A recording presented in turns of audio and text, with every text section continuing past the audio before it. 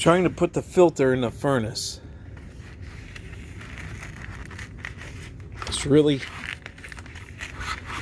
It shouldn't be this difficult. What the hell? Why? Why is this like this?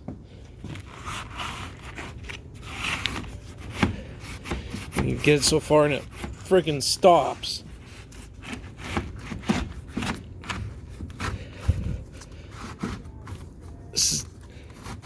Can somebody fix this? I thought we had a new furnace installed, and this